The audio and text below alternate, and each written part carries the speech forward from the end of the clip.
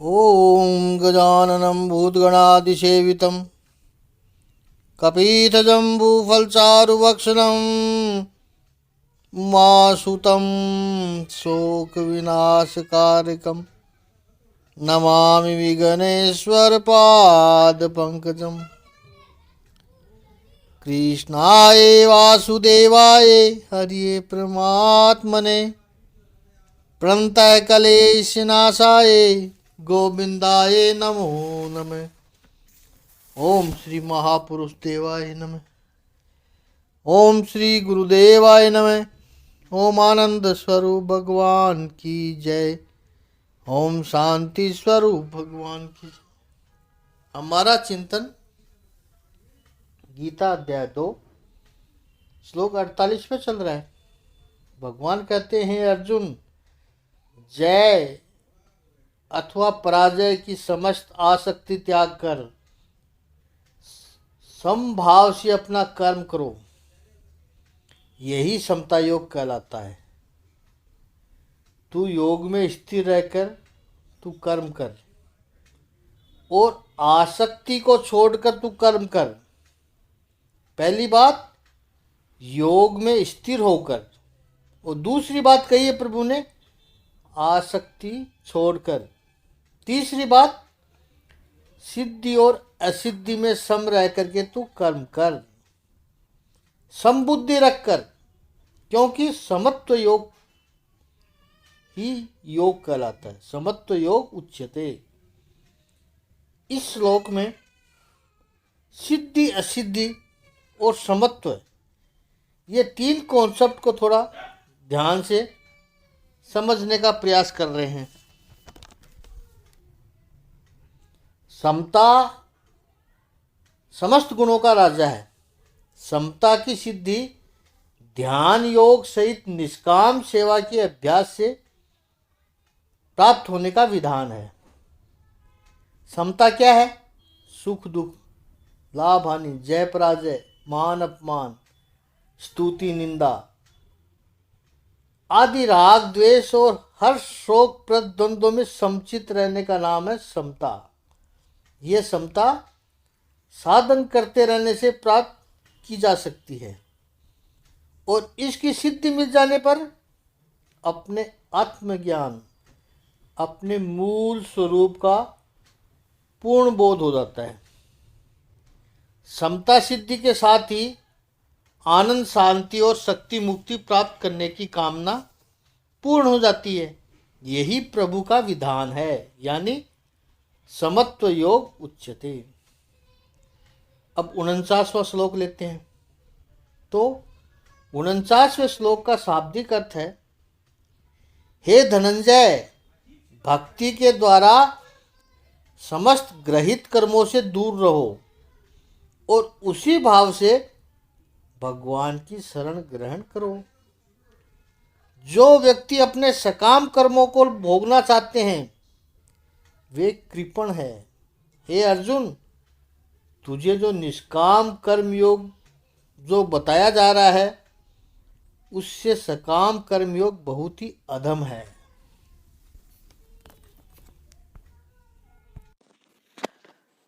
कई बार निवृत्त व्यक्ति भी अत्यंत प्रवृत्त हो सकता है। निवृत्ति मार्ग और प्रवृत्ति मार्ग, हमारे शास्त्रों में 2 मार्ग बताए।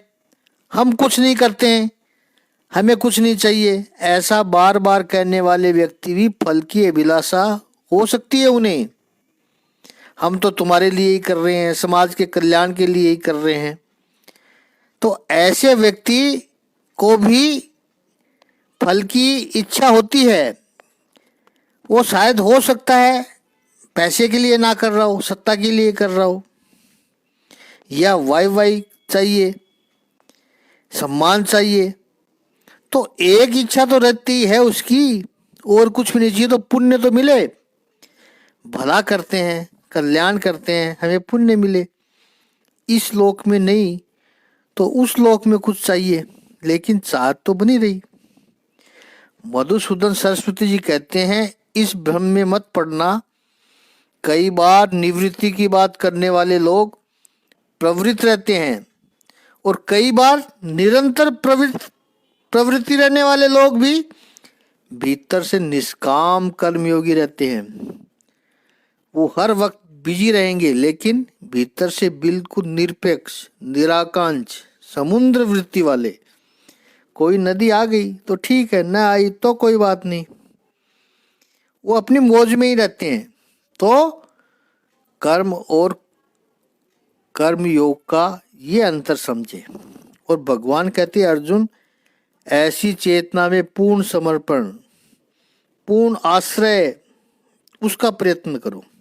यानी निष्काम कर्म योग की शरण में जाओ। शरण का मुख्य अर्थ है बचाने वाला, तभी तो उसे शरण कहते हैं।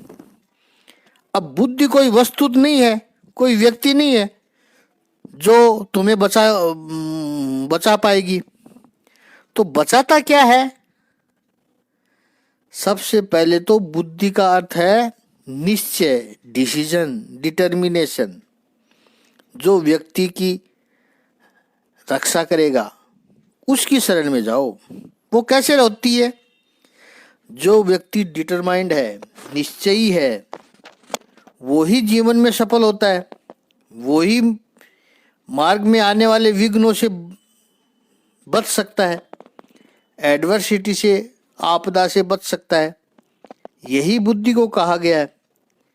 अब थोड़ा सात्विक अर्थ देखो तो कठोपनिषद में यमराजा ने जो नचिकेता को उपदेश करते हैं, उसमें इस शरीर को रथ कहा है। आत्मा उसका रथी है और बुद्धि सारथी है।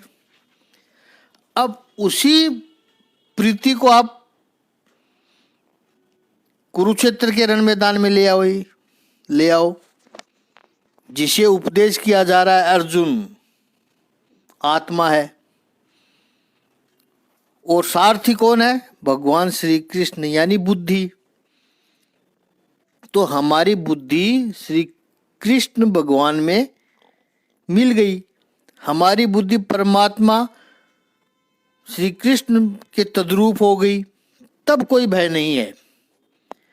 परमात्मा श्री कृष्ण के शरण में चले गए, भगवान द्वारा उपदेश किए गए सिद्धांतों पर आचरण किया, तो जीवन में कभी भय नहीं आएगा, लगेगा ही नहीं।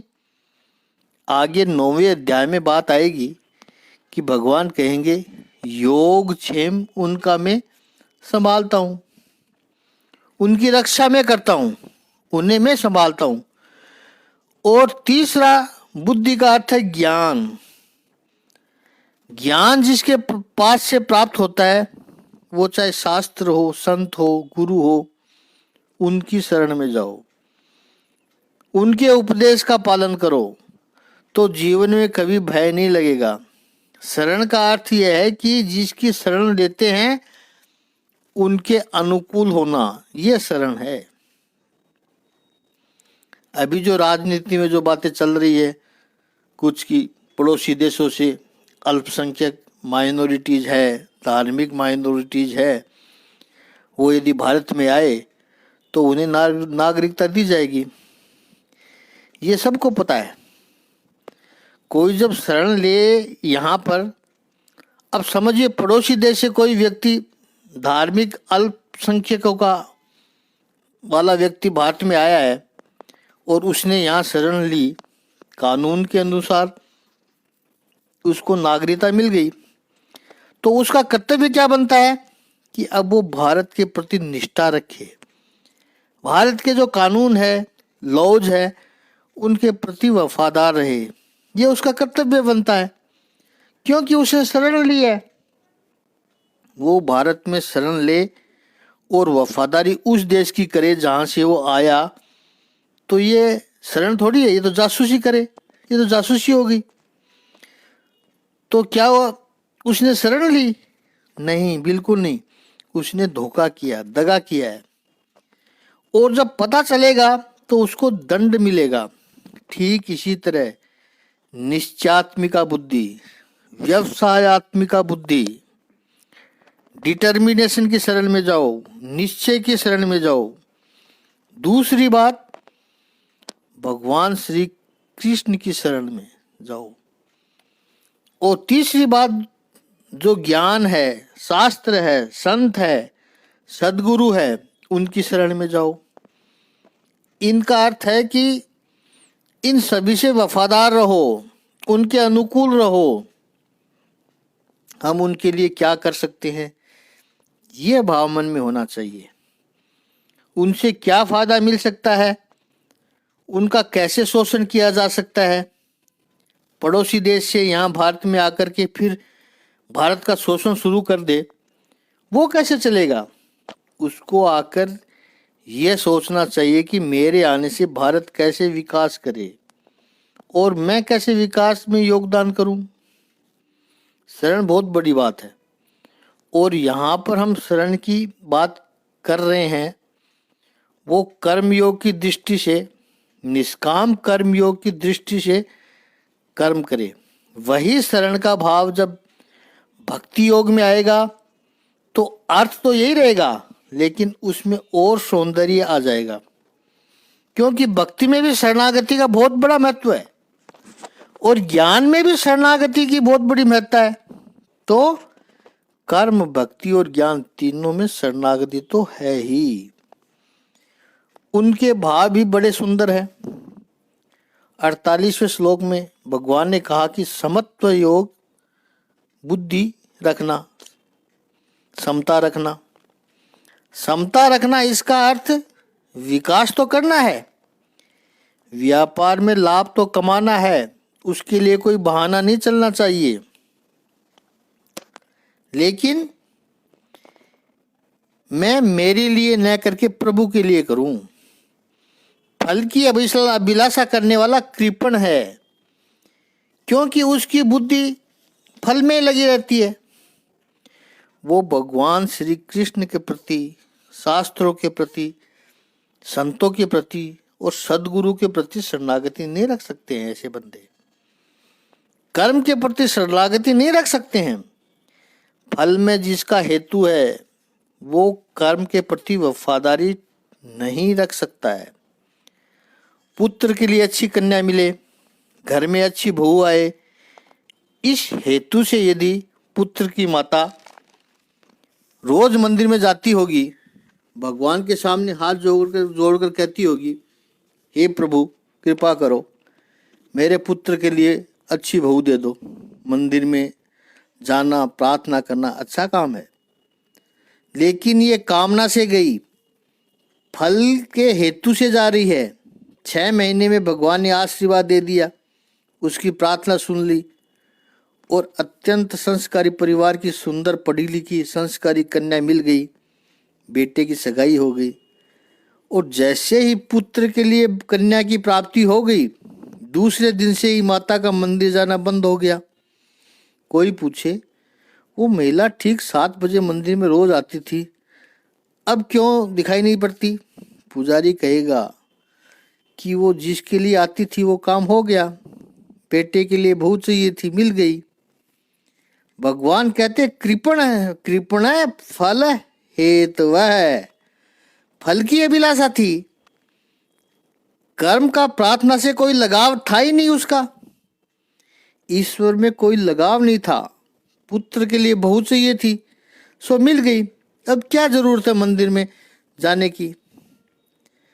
फल की अभिलाषा जिसको होगी उसको कर्म में प्रेम नहीं रहता है। इसका अर्थ ठीक से समझना है। जीवन में कोई आवश्यकता होगी तो उसके लिए प्रभु से प्रार्थना करना अवश्य करे। जाना पड़ता है प्रभु से प्रार्थना करने के लिए, उसमें कोई बुराई नहीं है। लेकिन केवल उसी के लिए हम मंदिर में आते हैं, वो नहीं होना चाहिए। इसको समझना है। कुछ निष्काम कर्म योग का अर्थ क्या समझते हैं? कुछ मांगना ही नहीं है, कुछ कहना ही नहीं है भगवान से, ये नहीं है। संसारी हो, भगवान से लगाव है, मंदिर में आते हो, कोई आवश्यकता तो हो तो कह भी सकते हो प्रभु से, प्रभु ये मुसीबत है, ये समस्या है, तुम्हारे आशीर्वाद की आवश्यकता है। लेकिन केवल उसके लिए हमें मंदिर में नहीं जाना है। उसके लिए मंदिर में नहीं जाना चाहिए। हमने महापुरुषों से बहुत अच्छे दृष्टांत सुने हैं। देखिए, एक दृष्टांत से इसको समझे। माँ यदि घर में है तो गर्म रोटी बनाने की खिलाएगी। बेटा कभी 1 बजे आया, कभी 2 बजे आया लंच के लिए, माँ प्रतीक्षा करती है। मेरा बेटा आया है, 3 बजे भी आया होगा तो माँ कहेगी हाथ मुंह धो ले, मैं खाना लगाती हूँ और गरम गरम रोटी बनाती हूँ। शायद ये संभव हो कि पत्नी रोटी बना करके टिफिन में बंद करके रख दे। माँ है घर में तो गर्म रोटी बना करके देगी। अब बेटा कहे कि मुझे गर्म रोटी चाहिए, इसलिए मैंने माँ को घर में रखा है, तो वो गलत है। माँ घर में है, माँ की सेवा करना, उसका आशीर्वाद पाना ये आवश्यक है। और माँ स्वस्थ है तो अवश्य गर्म रोटी देगी, लेकिन गर्म रोटी देने के लिए माँ नहीं है। हमारा प्रभु के साथ संबंध है और जब कोई आवश्यकता पड़ेगी तो प्रभु से अवश्य कहेंगे प्रभु ये मुझे चाहिए। लेकिन मांग पूरी हो गई, फल मिल गया तो प्रभु को छोड़ दिया, तो ये तो स्वार्थ का संबंध हुआ। इसका अर्थ भगवान को तुमने इंस्ट्रूमेंट के रूप में, साधन के रूप में इस्तेमाल किया। जैसे आप भाड़े की टैक्सी करते हो तो गाड़ी के साथ कोई लगाव नहीं होता है आपका। आपको तो कहीं पहुंचना है, जो मिली टैक्सी पकड़ ली, आधा घंटा 1 घंटा उसमें बैठे और जहां आपके लक्ष्य पर पहुंच गए, ड्राइवर को पैसे दिए, आप निकले। आप पीछे मुड़कर देखते भी नहीं हो कि उस टैक्सी का क्या हुआ। और अगर अपनी गाड़ी होगी तो लक्ष्य पर पहुंचकर भी अच्छी तरह से पार्क करोगे, ऐसी जगह ढूंढोगे कि कोई उसको नुकसान न करे, फिर काम पूरा करके वापस अपनी गाड़ी पर आओगे और अच्छी तरह देखोगे यहाँ गाड़ी से लगाव है, काम पूरा हुआ, वापस गाड़ी के साथ जुड़ गए। याद रखना है कि ईश्वर के साथ जो संबंध है, शास्त्र के साथ जो संबंध है, प्रभु के साथ जो संबंध है, बुद्धि के साथ यानी निष्काम कर्म योग के साथ जो संबंध है वो ऐसा रखना चाहिए। हमने तो शास्त्र को, गुरु को, विद्वानों को, महापुरुषों को, भगवानों को और मंदिर को टैक्सी बना दिया है। जहाँ पर जो काम पड़े, ये काम है, उधर मंदिर में नारियल फोड़ते हैं तो काम हो जाता है, तो मंदिर को टैक्सी बना दी। उस मंदिर को, आपको उस मंदिर में भगवान का स्वरूप है, उससे कोई लगाव नहीं है, तो कृपणा फल हेतवै भगवान क्यों कहते हैं, कारण ये भी है। समझो पुत्र के विवाह के दृष्टांत की बात कर रहे हैं। 6 महीने में सगाई हो गई, अच्छी कन्या प्राप्त हो गई, तब तो ठीक है। लेकिन 1 2 साल 3 साल तक माता जाती रहे मंदिर में, फिर भी कन्या नहीं मिल रही है, वो लड़का 35 साल का हो गया, तो माँ के मन में संशय आएगा। 5 वर्ष से आ रही हूँ, रोज शाम को आकर कहती हूँ भगवान मेरे पुत्र के लिए अच्छी कन्या दे दो, फिर भी नहीं अभी तक मिली, भगवान होंगे या नहीं होंगे? या फिर इस वाले मंदिर के भगवान पावरफुल है कि नहीं? लोगों को तो ऐसा भी होता है ना कि वहाँ के उस मंदिर के भगवान ज़्यादा पावरफुल है, और गणेश जी तो गणेश जी है, हनुमान जी हनुमान जी है, भगवान रामचंद्र जी हैं सब जगह, उस भगवान श्री कृष्ण जी हैं सब जगह। लेकिन भगवान कहते हैं ये कृपणा बुद्धि है, फल हेतवै, लालची लोग हैं ऐसे। भगवान श्री कृष्ण कहते हैं उस कृपण शब्द पर बहुत ध्यान देना है। ऐसा नहीं है कि हमारे नज़दीक वो भगवान का मंदिर है वो ठीक है, लेकिन वहाँ वाले जो भगवान है वो बहुत बड़े हैं। भगवान तो भगवान है सब जगह। इसलिए देखो समाज में इन लालची लोगों ने क्या नौटंकी लगा रखी है, क्या तमाशा बना दिया है। धर्म का, गणेश जी का स्वरूप गणेश जी का है, लेकिन वहां के गणेश जी बहुत अच्छे हैं। इच्छा पूर्ति गणेश जी, इच्छा पूर्ति हनुमान जी, मन्नत के गणेश जी। ये शास्त्र नहीं है, ये अध्यात्म नहीं है, ये मनुष्य के मन की लालच है। इसलिए भगवान श्री कृष्ण ने कहा कृपणा फल हेतु है। बृहदारण्य उपनिषद में ऋषि याज्ञवल्क्य जी ने गार्गी को जो उपदेश करते हैं तो कहते हैं, गार्गी ये संसार से परम तत्व को, परमात्मा को प्राप्त किए बिना जो चला जाता है वो कृपण है। कितनी भगवान ने कृपा की, 84 लाख शरीर छोड़े तब जाकर के ये मानव देह प्राप्त हुआ। या यूं मान लो एक जन्म कम कर लो, 83,99,999 शरीर छोड़े तब जाकर के ये मानव देह प्राप्त हुआ। सुंदर शरीर, सुंदर मन, सुंदर बुद्धि प्राप्त हुई और 100 वर्ष का समय मिला। जितना भी वर्ष 50, 70, 90 जो भी समय मिला, इस समय में आकर के किया क्या? खाया पिया मौज किया। वो तो पशु भी करते हैं। तो मानव देह की आवश्यकता क्या थी? इस सुंदर मन बुद्धि की जरूरत क्या थी? वो तो पशु भी करते हैं। और याद रखना है कि किसी मनुष्य को लेटेस्ट एयर कंडीशन रूम में अच्छे कीमती गद्दों पर जो आनंद आता है, वही मजा किसी पिग को, डुक्कर को कीचड़ में आता है। मजा में फर्क नहीं है। वो सब मजा तो वो डुक्कर भी करता है, सुअर भी करता है। मनुष्य शरीर में आकर के ये बुद्धि पा करके परमात्मा के बारे में कुछ चिंतन किया, परमात्मा की अनुभूति की।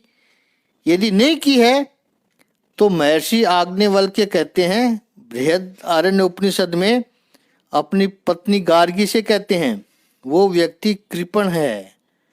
और संतों ने कहा है मूर्ख जन्म गवायो। तो जीवन में थोड़ा सा निष्काम कर्म योग करना है। कर्म के फल में आशा मत रखो, कर्म में आनंद लो। कर्म का फल अवश्य आएगा, उसके लिए प्रयास भी करना है। कई बार कहा गया है कि दुकान धंधा चला रहे हो तो प्रॉफिट चाहिए। संपत्ति का विरोध नहीं है। कोई कहे हमें तो कुछ नहीं चाहिए, क्यों नहीं चाहिए? अवश्य चाहिए, लेकिन वो मिलेगा तो ही ये काम करूंगा, वो नहीं होना चाहिए। सत्कर्म तो चलता रहना चाहिए। और समत्व बुद्धि रखकर व्यक्ति जब अपना ये निष्काम कर्मयोग करता है तो कैसे करना चाहिए, उसका एक और फार्मूला भगवान आगे 50वें श्लोक में बताते हैं। तो दूसरे अध्याय का 50वां श्लोक लेते हैं। दूसरे अध्याय के 50वें श्लोक का शाब्दिक अर्थ है कि भक्ति में संलग्न मनुष्य इस जीवन में ही अच्छे तथा बुरे कर्मों से अपने को मुक्त कर लेता है। अतः योग के लिए प्रयत्न करो, क्योंकि सारा कार्य कौशल यही है। जैसे भगवान ने 48वें श्लोक में कहा कि समत्व योग उच्यते, ऐसे ही यहाँ भगवान ने योग की एक दूसरी व्याख्या की है, योग है कर्मसु कौशलम। इस पर कल विस्तृत चिंतन करेंगे। आज इतना ही। ओम श्री सच्चिदानंद भगवान की जय। ओम श्री आनंद कंद भगवान की जय।